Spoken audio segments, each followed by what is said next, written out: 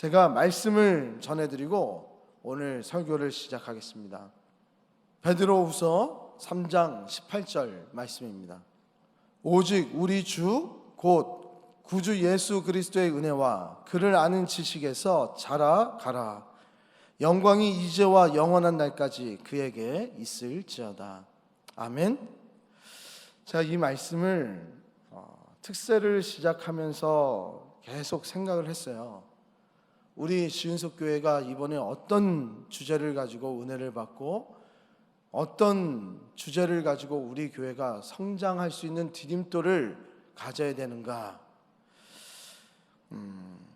저는 오늘 제 기대와 기도와 뛰어넘는 하나님의 은혜를 체험한 것 같아서 참 감사합니다. 이 특세가 이제 특세 같아지는 것 같아요. 기대감이 점점 생기는 것 같고요. 이 안에서 섬김이 시작되기 시작했고요. 이 섬김이 들어가고 희생이 들어간다면 이 안에서 간증이 일어나는 거잖아요. 그래서 첫째 날 우리 조성민 목사님이 오셔서 뭐라고 말씀하는지 기억하십니까? 은혜의 경험을 하면 나도라는 간증을 반드시 해야 된다 그랬잖아요.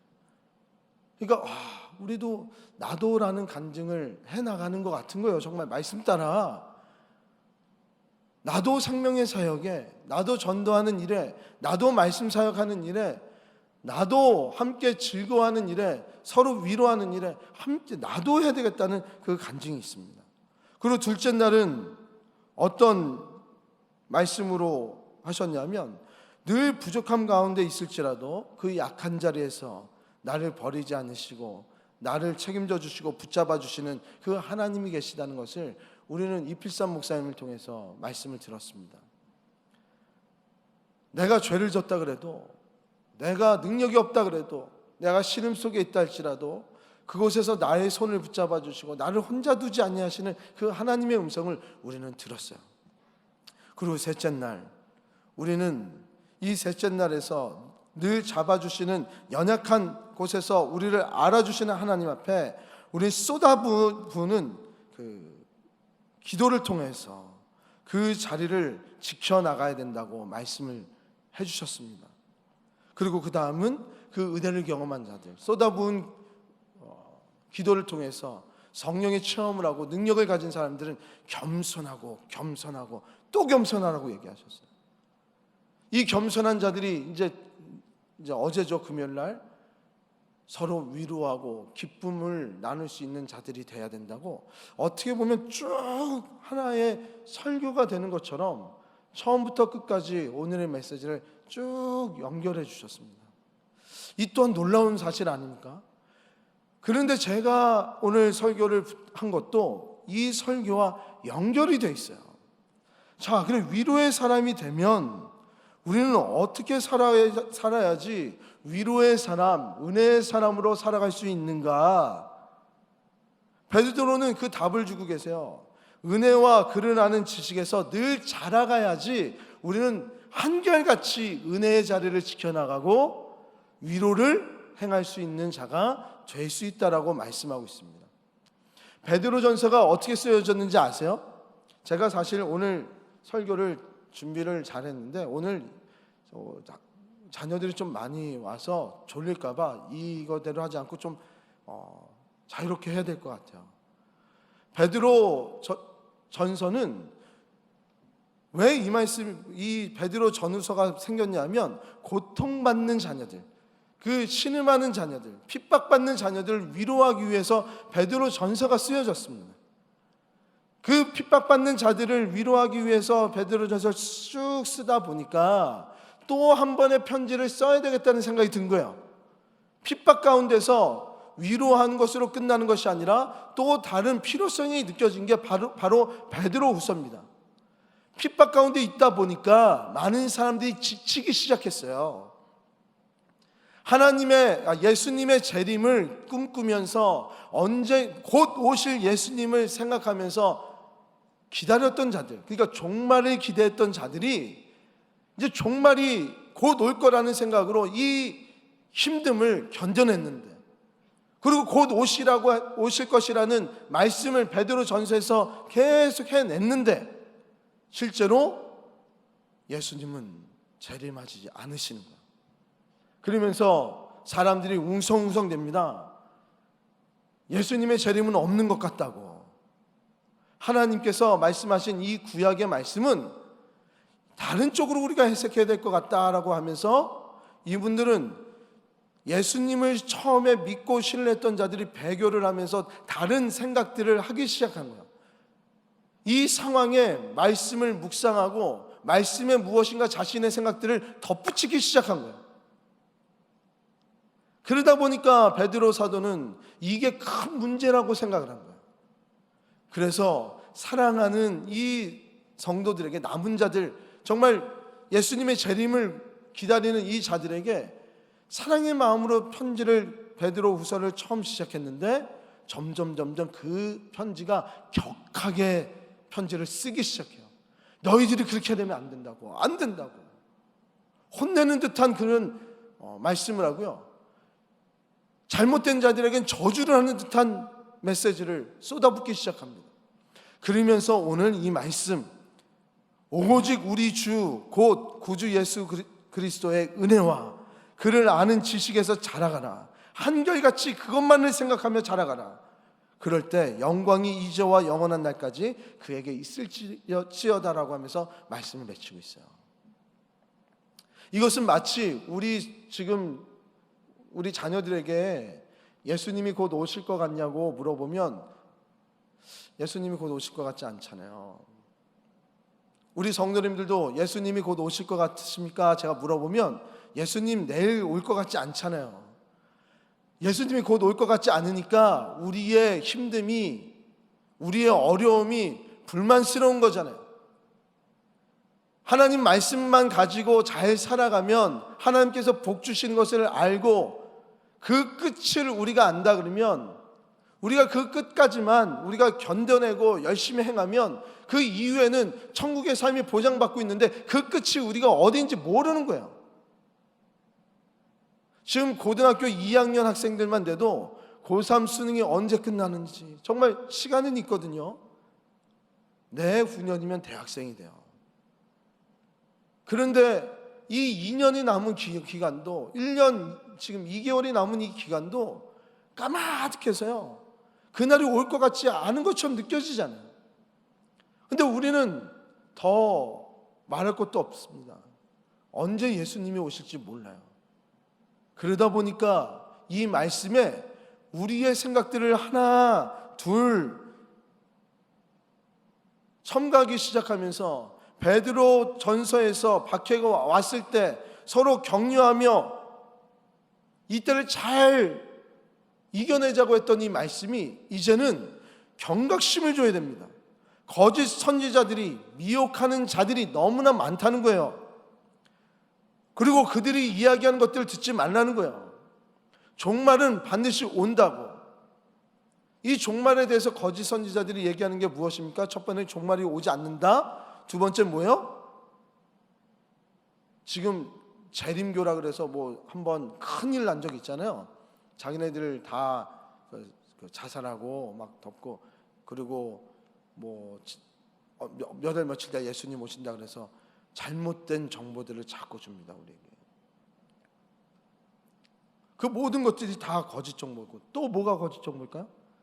언젠가는 오겠지만 우리의 시대 때는 올 것 같지 않으니까 우리가 함께 사랑을 나누면서 사랑 공동체를 이루면서 함께 연합하여 이 교회의 공동체를 이루어 나가는 것이 얼마나 귀한지는 알지만 이것대로 살기에는 하나님이 아직 올 것 같지가 않은 거예요. 아직 종말은 그렇게 옳지 않은 거예요. 그러면서 이 교회에 대한 나의 생각들이 들어가고요, 나의 신앙들이 하나하나씩 들어갑니다. 제가 요즘 교회 밖에 사업가들을 좀 많이 만납니다. 많이. 그분들을 대하면 한결같은 게 있어요. 그러니까 저도 어렸을 때부터 그 얘기를 들었는데 정말 그 말이 진리예요. 교회를 안 다니시는 분들은 목사라고 하면 제 복장이 어떻든 간에 존중을 해줘요. 근데 믿음이 있는 사람들, 교회 장로님들, 집사님들 사업하는데 같이 만나잖아요. 그렇게 안 돼요. 특히 목사 자녀들이었던 분들, 저는 마음이 상할 때가 한두 번이 아니에요. 그냥 같이 무엇인가 얘기하는 사람이라도 그 안에서 존중함이 있는데 그것조차 보이지는 않아요. 목사님, 제가 기도하겠습니다. 기도하세요. 예수님 잘 먹겠습니다. 예수님의 이름으로 기도했습니다. 아멘. 목사님이 길게 기도할까 봐 그랬습니다. 거기가 우리가 다들 존경하는 교회 안수 집사님. 거기서 어떻게 신앙생활하는지 저는 모르겠어요. 왜 그럴까요? 저는 목회자라고 따로 더 존중해달라는 얘기 아니에요. 그런데 서로 격려하고 서로 높여주고 최소한의 예의를 보이는 것이 맞는데, 교회 성도라면 서로 경계를 하기 시작해요. 저도 그래서 그 얘기를 해요.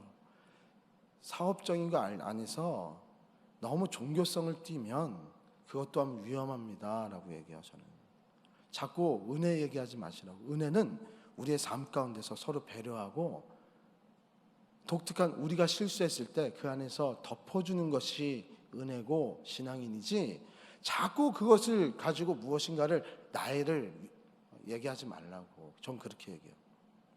왠 줄 아세요? 이러한 은혜와 배려는 스님들도 저한테 할 수 있고요, 다른 삶을, 다른 종교를 가지고 있는 사람들도 온전하게 생활하고 도덕적으로 생활하는 것처럼 보여질 때가 너무나도 많아. 근데 우리는 그보다 더 뛰어넘는 것을 행해야 되는 사람인데, 그 뛰어넘는 것을 살아가는 자들은 바로 오늘의 말씀처럼요, 오직 우리 주 곧 구주 예수 그리스도의 은혜와 그를 아는 지식에서 자라갈 때 다름이 보여진다는 거예요. 이 말씀이 뭔지 아세요? 은혜와 그를 아는 지식이 자라간다 그래요. 은혜는 어떤 은혜요? 예수 그리스도께서 십자가상에서 죽으셨던 그 은혜요. 그것은 그 시대에 일어난 사건이라는 거예요. 잊지 말아야 될 사건이에요. 그리고 지식은 뭐예요? 구약의 말씀이고, 그때는 신약의 그 정경이 없었을 때라 구전되어 주면서 예수님께서 하신 말씀들을 가르쳤던 그 말씀이었던 거예요. 이 말씀은 무엇으로 생각될 수 있냐면, 어려울 때마다, 힘들 때마다, 우리 마음속에 한계가 왔다고 생각하면서 나의 생각이 들어가려고 할 때마다 우리는 그의 지식에서 자라가야 되는 거예요. 그의 은혜 안에서 자라가야 되는 거예요. 그것은 먼저 말씀이 들어야 되고요, 그 어려운 상황 가운데 다툼이 있으려고 하는 그 상황 가운데 예수 그리스도의 십자가를 먼저 생각하라는 이 말씀이 그리스도의 은혜와 그를 아는 지식에서 자라나는 거예요. 자란다는 것, 이 자라나간다는 것은 너무나도 귀한 말씀입니다. 성장이 없는 것은 정체되어 있는 것뿐만 아니고요, 정체되어지는 것은 뒤로 흘러가는 것입니다. 우리는 은혜의 시작을 알렸어요. 이제 우리가 특세의 맛을 알았고, 기도의 맛을 알았고, 그 깊이를 알았고, 함께 모여서 기도하며 찬양하는 이 열정의 뜨거움이 얼마나 귀한 것인지를 알았다는 거야.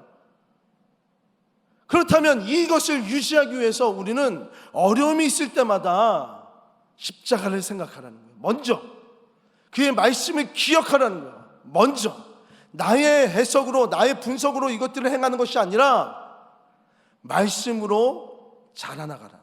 생각하고 자라나가라요. 실천하라는 거예요.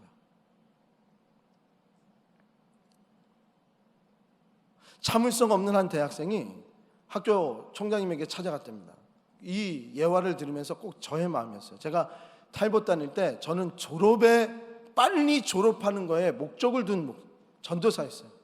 빨리 사역하고 싶고, 나의 강점은 나는 교수 될 거 아니니까 제가 듣고 싶었던 거 딱 유학 가면 한국 사람들이 좀 있는 학교들은 한국 사람들이 많이 듣는 수업들이 있어요. 그렇게 하면 서로 자료가 좀 있고 좀 도움을 줘요. 그러면 좀 유용해요. 그리고 한국 사람들이 같이 있다 보니까 토론을 하면서 그룹이 모여서 시험도 같이 준비하고 레포트도 같이 준비하고 그렇게 하면서 서로 지식을 나눈단 말이에요. 근데 저 같은 경우는 빨리 졸업하는 게 목적이다 보니까 한국 사람이 없는 수업을 참 많이 들었습니다. 그리고 방학 때 막 6학점씩, 여기서 6학점은 많은 것도 아니지만 미국은 한 학기에 9학점 이상 들으면 죽어요. 그러니까 3과목 이상 들으면 4과목 들으면 너무 힘들어요.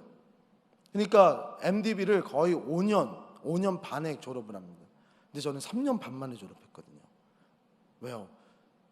졸업이 목표니까. 딱 공부하신 분들은 아시겠죠? 학점은 맞습니다.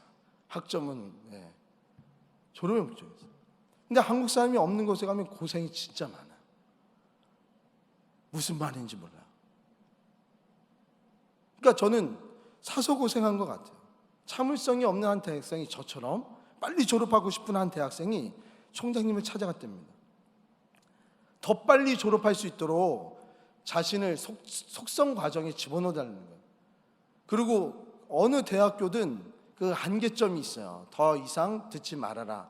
근데 학점이 좋으면 더 들어라. 저도 한 번은 그 더 들은 적이 있어요. 학점이 그 이상 나와서 잘했다는 겁니다. 이거는 그래서 나름대로. 그래서 더 하면 해줘요. 그러니까 자신이 그 속성으로 빨리 이 과정을 마칠 수 있도록 학점을 더 하게 해달라고 간청한 거예요. 그러니까 이 총장님이 이렇게 얘기했습니다. 할 수는 없지만 이것을 할 수 있는 것은 당신에게 달렸다고. 그런데 한 가지만 기억하라고. 하나님이 참 나무를 만드시려면 100년 정도가 걸리는데 6개월 만에 모든 과정을 다 마쳐서 성장하고 싶으면 그것은 호박밖에 되지 못합니다 라고 얘기했대요. 이것이 미국 예화라 우리에게 마음이 닿지 않을 수도 있지만 그만큼 온전한 나무로서 잘 자라는 것이 아니라 자라도 호박 정도밖에 못한다는 거예요. 신입생들의 시간과 졸업생들의 시간과 교수님들의 시간과 총장님의 시간과 부모님의 시간은 다 다릅니다. 체감적으로도 다르고요, 관점적으로도 다릅니다. 제가 이 말씀을 드리는 이유는 우리는 예수님이 다시 재림할 것을 믿는 자들이잖아요. 아멘이십니까? 근데 너무 오래 걸렸어요. 지금 예수님 오신 지 지금 2021년이 됐는데 안 오시고 계세요. 너무 오래 걸렸잖아요. 하나님의 시간과 우리의 시간은 다른 거예요. 하나의 성장을 이룰 때 우리는 기다림의 시간이 있습니다. 그리고 떠올려 보세요. 우리는 하나님의 시간은 영원의 시간이에요. 근데 우리의 시간은 해가 뜨고 해가 지는 시간의 그 범주에서 살아가고 있어요. 근데 하나님은 이 해가 뜨고 달이 뜨는 이 범주에서의 시간이 아니고요, 우주 전체의 시간에서 살아가고 계세요. 그래서 오늘 이 베드로후서 3장 말씀 8절에 어떤 말씀이 있냐면요, 하나님의 시간은 천년이 하루 같다는 말씀이 있어요. 하루가 천년 같다는 말씀이 있고, 그러니까 하나님의 입장에서는 지금 예수님이 오시고 이틀 지났습니다. 믿으십니까? 네. 이틀밖에 안 지난 거예요. 신앙인은 여기서 다름을 우리가 알 수 있고 이것이 우리의 은혜가 될 수 있는 건데요, 은혜 속에 살아가고 늘 은혜를 새롭게 할 수 있는 그 비법이 바로 여기에 있는 건데요, 신앙인들은 이 하나님의 시간 안에 들어가 있는 자들이에요. 그러니까 하나님의 시간을 살아가는 자들은 인내할 수 있어요. 왜? 천년이 하루니까. 인내라는 것은 우리를 고통 주기 위한 것이 아니고요, 하나님의 시간에, 하나님의 뜻에 우리의 시간과 우리의 마음을 다 맡겨드리는 거예요. 우리가 하나님한테, 하나님 나를 받아달라고, 나를 써달라고, 나의 것 주님의 것이라고 얘기하잖아요. 그러면서 우리 11조도 하잖아요. 나의 모든 재산이 주님의 것입니다. 왜 물질만 11조를 하냐? 시간의 11조도 해야지. 시간의 11조를 하면서 우리 또 봉사하시고 또 이렇게 예배 드리는 이 공간에도 나와주시잖아요. 그럼 시간의 11조를 드리는 사람들의 삶은 어떻게 살아야 됩니까? 영원의 시간에서 살아야죠. 아멘? 영원 안에서 살아갈 때 하나님께서는요, 우리에게 어떤 복을 주시냐면 그 안에서 영광이 그에게 미치리라는 말씀을 해주고 계세요. 오늘 말씀에 영광이 이제와 영원한 날까지 그에게 있을지어다. 그에게 있을지어다. 이 말씀이 정말 놀라운 말씀인데 오직 주님에게만이라는 거예요. 우리는 그 주님의 시간과 주님의 마음과 주님께서 베풀어 주시는 그 능력 주시는 힘을 붙잡고 나갈 때 영광이 있다는 거예요. 우리 교회에 이제 은혜의 시작을 알립니다. 이제 전 말씀을 마쳤어요. 이제 찬양하고 기도할 거예요. 말씀 빨리 끝나니까 너무 좋죠? 애들은, 우리 학생들은 지금도 길었죠, 좀. 그렇죠? 이제 같이 찬양하고 할 텐데, 은혜의 시작을 알리고 이제 축복의 신호탄이 땅 하고 울려진 것 같아요. 올 초의 특세 때는 내가 좀 밝아져야 되겠구나, 목회자로서. 근데 요번에는 제가 또 느껴진 게 있어요. 첫날 빼고 제가 제일 뚱뚱했던 것 같아요. 자기 관리에 굉장히 잘하고 계시는구나. 우리 아내한테도 이제 정말 도전이 된다. 우리 교회를 위해서도 내가 자기 관리에 힘써야 되고 건강 관리 잘해야 되겠다.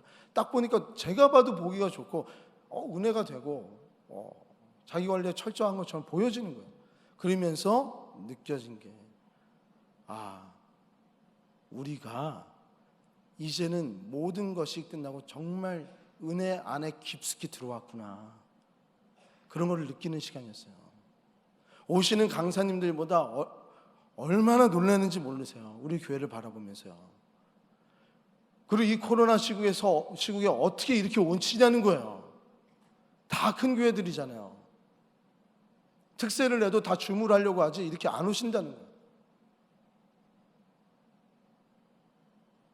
그리고 위치적으로나 교회 모양으로나 시설로나 다 한결같이 목사님 정말 은혜로운 교회라고 축복해 주고 다 돌아가셨어요. 대부분 2시간 3시간 있다 가셨어요. 다 그 2분 빼고. 뭐 가셨어도 저랑 계속 통화했고요. 가서 오후에 또 제가 만나고 왔고요. 저랑 이후에 계속 2-3시간씩 계속 말씀을 나누고 가셨어요. 어제도 10시에 가셨어요. 10시에. 이런 은혜의 시작이 우리 교회에 임했을 때 겸손하고 언제까지 겸손해야 되냐, 언제까지 은혜만 받고 찾아야 되냐, 영원까지 하나님의 시간 안에서, 하나님이 다루시는 것 안에서, 그 영원이라는 시간 안에서 우리가 힘들어할 때 그때마다 뭘 떠올리라고요? 은혜와 지식을 떠올리라고요. 은혜는 뭐라고요? 예수님의 십자가의 은혜, 그 사랑. 지식은 무엇이라고요? 하나님의 말씀. 내 생각을 집어넣는 것이 아니라 말씀을 떠올리고 자라가라, 순종해 나가는 겁니다. 그럴 때 우리는 계속 은혜의 시작을 외치면서 은혜의 삶을 살아갈 수 있게 된다는 말씀이에요. 이 말씀 믿으시면서 우리 이제 추수감사절 그때 우리가 더 기도로 나갔으면 좋겠습니다. 제가 요 특세가 끝나고 제 마음속에 감동이 너무 커서 금식 기도를 하러 가려고 했어요. 근데 이 마음을 진작 주셨으면 이 다음 주 약속을 다 비워놨을 텐데 꽉꽉 차서 이게 안 되는 거예요. 그래서 그 다음 주엔 제가, 이번 주는 있고 그 다음 주에 금식 기도를 하러 가야 되겠다. 갔다가 금요일날 내려와야 되겠다. 더 슬림해지기 저 갖고 오게요 정말. 근데 슬림해지는 게 문제가 아니라 그만큼 절실한 기도가 필요할 때입니다. 우리 교회 하나님께서 은혜를 막 부어주시려고 하고 있어요. 기도가 너무 필요한 그때요.